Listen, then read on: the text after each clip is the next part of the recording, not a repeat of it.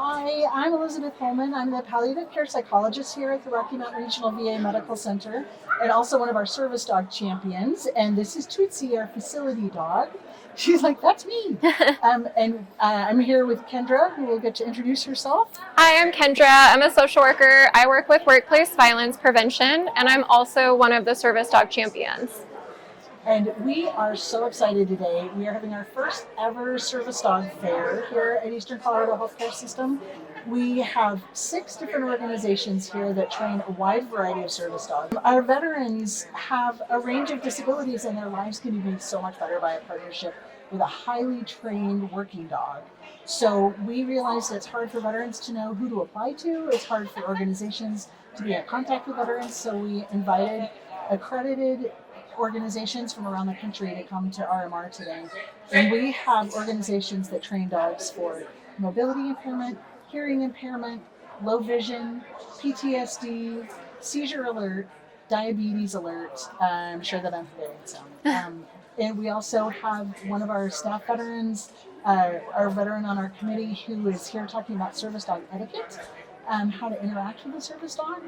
And we have our prosthetics folks talking about the VA's veterinary benefits. And so I'll let my colleague speak to that.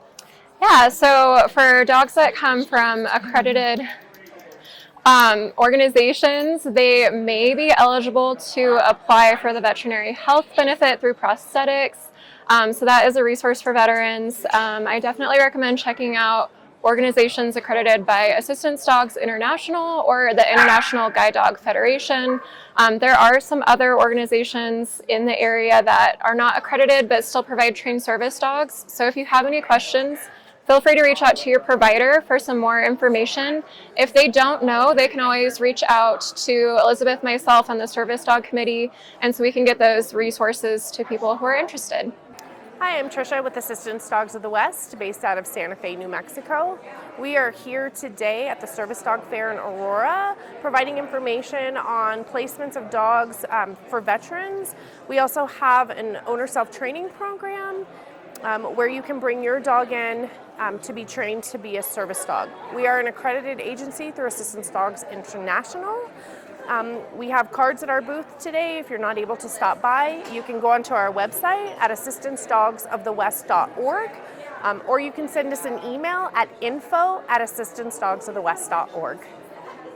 I'm Nikki. I'm with Canine Partners of the Rockies. We train service dogs to help with mobility tasks. That could be picking up dropped items or opening doors. We will place dogs here in Colorado locally, and we're here for any training needed throughout the entire lifetime of that dog. We place our dogs free of charge here. There's a $50 application fee, but we will place the dogs free of charge. We will make sure that that dog is matched specifically for you and are there for the whole process to make sure that that dog's going to work specifically for you. Hi, my name is Tammy, and I'm a representative from America's Vet Dogs, and we train service dogs for veterans and first responders. We provide pretty much customized support for what the individual is looking for in their dog. So for example, we train dogs for PTSD service tasks. We train dogs for mobility tasks, so things like retrieve or opening accessible doors, pushing buttons, those types of things, and then some more customization too. We're located on Long Island in New York, and our services are provided free of charge, so all the training and the dog and the initial setup and everything. And we have a 2-week residential program where we teach and train you how to work with your dog. Good afternoon. My name is Sean Badu. I'm the Assistant Chief of Prosthetics here at Eastern Colorado Healthcare System. We're here to kind of assist with the first VA Service Dog Fair. And why we're here is specifically prosthetics is one of the benefits that we have that's less well known is the Service Dog Veterinary Health Insurance. So one of the benefits of that is it provides this insurance that you can use at veterinary clinics to kind of assist with taking care of like the basic needs of your service animal. So your basic shots, your annual checkups, your special prescription dog food or prescriptions. But the other benefit on top of that, once you are approved, is we provide the leashes, the harnesses, and if you are service connected for the reason why you have the service animal, you're actually eligible for clothing allowance. Now, how to actually get started on the process is you have to go to a ADI or IGDF accredited place to get your service animal, and that is Assistive Guide International and International Guide Dog Federation. They have good websites that kind of help you with figuring out which locations are actually accredited. That's where we usually start, and then after that, it's actually going to your clinician to kind of assist with getting a prescription or a consult written, so that way we can submit it to the National Program Office, who's actually the one that kind of processes the insurance. Sweet. I'm KP, and this is Poseidon, and we are here with Freedom Service Dogs. We are located in Centennial, Colorado, and we serve veterans and first responders with a diagnosis or an injury. We get to purpose breed these guys, train them for 2 years, and then place them free of cost to folks that need them. We will absorb about $50,000 of their training in order for these guys to be fully trained and fully healthy before being placed with someone, whether it's a veteran with PTSD or that injury, like I said before, a veteran and a first responder as well. Hello, my name is Scott. I am on the Service Dog Committee here at the Denver VA, and I'm educating staff and veterans about the do's and don'ts of service animals. I've had a service animal here at the Denver VA for 10 years, and just educating staff on the communication with service animals and how to act and react with when you have a patient with a service dog.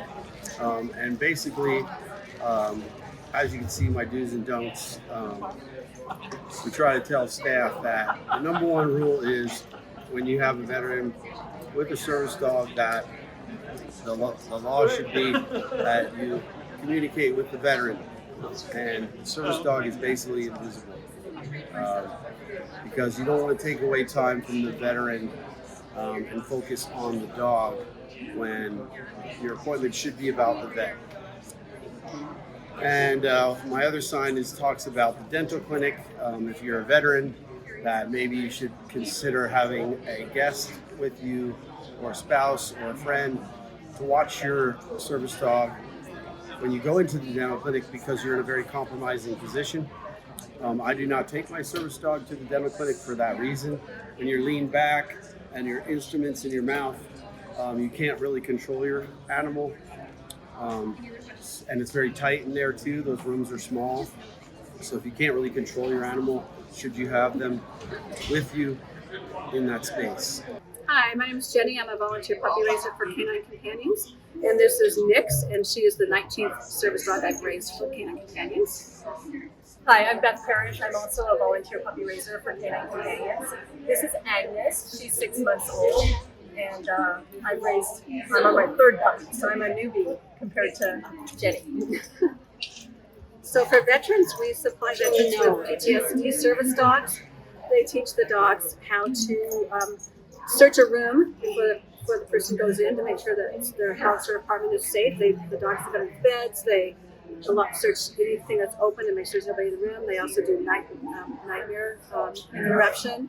And they also do a front and a back command, where the dog is placed either in front or back of their veteran to give them space between a line of people. And I think these dogs are free of charge. There's no charge for them. I think the other thing that they do is for any kind of mobility issues, the dogs are trained to pick up dropped items, open doors, close doors, help with laundry. I mean, all of those basic tasks that might be helpful for somebody. And when we talk about opening doors, sometimes they open that emotional door where they feel comfortable and safe going out in public again. The website is canine.org, and the first thing that they should do is go there and go to the section called Apply and fill out an application in order to receive a service dog.